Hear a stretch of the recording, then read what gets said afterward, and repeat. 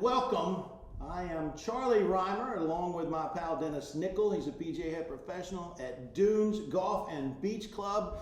And Dennis is one of the snazziest guys that you'll ever meet. One of the most fashionable guys. We're going to talk about the golf course in a minute, but I got to tell you, every time I go to Dunes, and I've been coming to Dunes since I was probably about 7, 8 years old. The logo, the merchandising, you have the coolest golf shop that I've ever been in anywhere on the planet. I've been in a lot of them, and I don't know how you pull it off. You got to have some smart people doing it for you. Yeah, we had a fortunate opportunity to renovate the golf shop back in 2017, going into 18, and that changed everything because prior to that we had kind of the typical green carpet, mahogany wood, but you could have taken our golf shop and put it in any golf course in the country.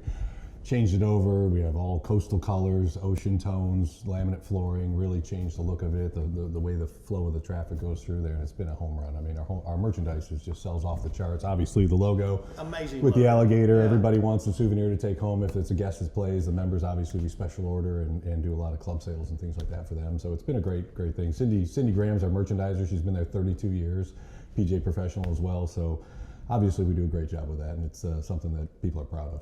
Dunes Club, the golf course, the pedigree that you have, it's when I go through the gate at Dunes Club, it's almost like you're in this time bubble, and it's just such a neat place. But big events over the years, I'm sure you guys are interested in having big events in the future. Talk to me a little bit about the pedigree of Dunes Club. Yeah, well, I mean, obviously it started, 1948 with Robert Trent Jones and the design, and it's use that cliche, it's timeless, but it really is. I mean, we've made a few changes over the years to tee boxes or the length specifically of some of the holes, but for the most part, the holes are playing the way they did in 1952, right? I love it. So it's great, and Reese Jones is Robert Trent Jones' son, and we consult with him on anytime we touch the golf course. We want to make sure it's within keeping of his father's vision and make sure that the architecturally it's sound, any changes to any bunkers or greens or anything that we do. So, but with that in mind, it's always kind of in the back of our mind, it's a championship golf course, right? So we need to be able to host the biggest events you could possibly host, or your member guests we talked about earlier.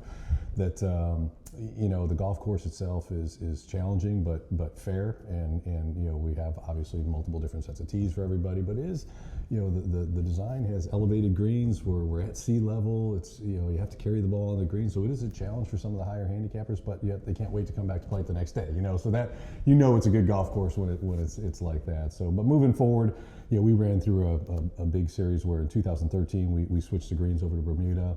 In 14 we had the Professional National Championship for the PGA. In 15 we had the South Carolina Junior Championship. 16 we had the Southern AM. In 2017 we had the USGA Women's 4-Ball.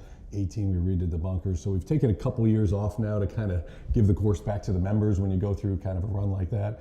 But at some point in a couple, 3-4 years, we'll jump back into the game of having some majors there. So the conditioning at Dunes is always excellent, top notch. Last time I was out, which was a couple months ago, I noticed the investment that's going on in the golf course, the tree management. That allows you to get sod in some areas that needed some sod. And I've got to think, in looking at that golf course, especially after Reese overseeing the renovation of the bunkers, I've got to think as we get into the growing season this summer, the golf course is going to be in the best shape maybe it's ever been in. Absolutely. Steve Hamilton's our superintendent. He's been there, since 2001, so 22 years. Does a great job. His whole team, obviously, they've been challenged over the years with COVID and getting staffing and things like that, and to be able to keep the course the way it is with the challenges I know behind the scenes that he deals with has been phenomenal. But we have a greens committee that looks at these things, and we have like a 10-year plan for tree management. You can't just let things grow all the time, right? You have to manage them and limb them up. You got to make sure the specimen trees, we call them, are accentuated, and those are a focal point out there, so that when you're standing on a green, you just kind of let your eyes gaze across the property. You catch that tree, right? That beautiful tree.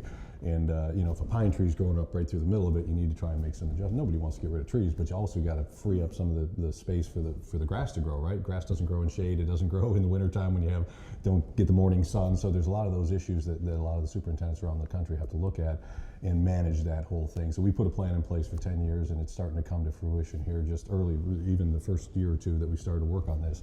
You can really see some of those corridors opening up. You can stand on our 6th green and look, and you can see all the way down to the 13th Lake Singleton. Beautiful panoramic views. So that's what we're trying to accomplish. Yeah, sadly, I'm very familiar with your tree management because when I play golf these days, I'm in the trees a lot. I like to be able to swing. Talk to me a little bit about your signature stretch, Alligator Alley, 11, 12, and 13. Walk me quickly through that stretch of holes. Yeah, well, the famous stretch, we call it, Alligator Alley, starts with the par 4, number 11, and that hole has changed over the years. It used to be kind of a vanilla 320-yard hole straight away, and the swash was on your right side, but never really came into play. Well, back in 1992, they changed it, built a peninsula green out into the swash, and now it's this beautiful dogleg right par 4 that you come in. We're actually looking at adding another set of tees that even push you further back into the swash area, so that now your entire first shot comes over the swash, your second one goes back over the swash. It's a great golf hole, challenging hole obviously because of the peninsula green, but it's a great way to start that Alligator Alley. Then you move to a par 3, number 12, where again the swash comes into play, where your tee shot carries over the swash to a green that has a backdrop of Lake Singleton behind it. So and we've been able to actually recently clean up a bunch of the brush and trees and really free up that vision again of that lake behind. So it's a really great golf hole. And then our famous par 5, 13th hole is Waterloo, and it's a horseshoe dogleg all the way around Lake Singleton. Now it plays 640 yards from the tip, so it's a challenging hole. But your first shot lays up short of the lake, and then the second one cuts across the corner. Your third shot into the green. Everyone thinks once they got over the lake, they've survived, right? Your game begins from 100 yards and in because we have a 2-tiered green bunker surrounding, and it's just a difficult, great hole. It's Sports Illustrated top 100 holes in America. It's very famous. Lee Trevino famously said we should blow it up and build condos on it because he took an 8 one year in the Senior Tour Championship. So, but yeah, it's just a great stretch of holes, 11, 12, 13. If you can get through there, even par, you've had a day at the Dunes Club. And the thing about 13 is I've always had this fascination with alligators. If you hit it close to the water, you better be careful because you got a big boy that lurks around out there. Yeah, well, we have 10, 11, 12 have the swash that comes in. Well, that's saltwater, so the alligators don't typically lay out on those holes. But once you get to 13, they built a dam back in the 50s, and which closed off, which created Lake Singleton, which is now a freshwater lake. So yeah, the banks evolved on 13. We've had upwards of 10 gators out there at one point. So, but we do have one big one now that's kind of like the you don't want to go near them. Yeah, and they're very still. Yeah. I always love it when you play a golf course in the low country and you look over there and there's like 15 golf balls laying around the alligator because people are like, it's not real. They think it's fake. Believe me, folks, those alligators you see in the low country of South Carolina, they are not fake. Dennis, let's finish up with your favorite hole on the golf course outside of Alligator Alley. Yeah, well, when you play with the members and the members play every day, obviously Alligator, the marketing holes we call them, that's what you see on all the. I mean, this is number 9 behind us. That's another great golf hole, but those aren't the ones the members, when you're in your game against a little 5-5-5 bet you have, there's certain holes where you have to play well. And number 7 comes to mind is the first one on the front 9, that little short par 4, but a narrow green, very difficult to putt. If you walk away, a foursome might have 1 par and 2 bogeys and a double on this little short par 4 that you think you should make par on every time. So that's a kind of a turning point. And then you get to the back 9, and one of my favorites is 16. It's a really short par 4. All the bets are coming down to the end, and then you need to make a birdie on 16 if you're going to try and win your match. And a lot of guys can try and drive it down short of the green and flip a little wedge, and others try and lay back and hit a full shot in. But it's surrounded by 7 bunkers, and it's just a difficult little hole, 2-tiered with a big nose right in the middle of the green. So that's one of the greatest visual holes coming in as you're finishing your round. So those are the secret ones that you want to play well. And one more thing, folks watching this, you have a big membership, but it is possible from the outside to get access and play golf at Dunes. How do folks go about doing that? Yeah, obviously we're a private club. We have 850 members now. We do have a waiting list to get in the club, so it's a great situation to have. And members are playing more than ever, so our guest tee times are becoming more and more limited as we go. For example, this year we're members only on Saturdays.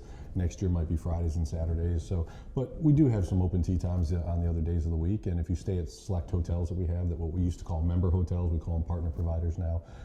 They can book a tee time for you at the Dunes Club. Or if you're a member of another private club anyplace else in the country, your head professional can call us. We send them a reciprocal form. They fill it out for a request, and we can book those tee times that way. So there are a couple ways to play. We just don't take any walk-on play directly from the street. So. Well, believe me, folks, it's a little bit of work to get access to the Dunes Club, but it is very much worth it. Dennis Nicholl, PGA head professional, Dunes Golf and Beach Club. As always, great spending time with you, Dennis. Thanks, Charlie. Appreciate it.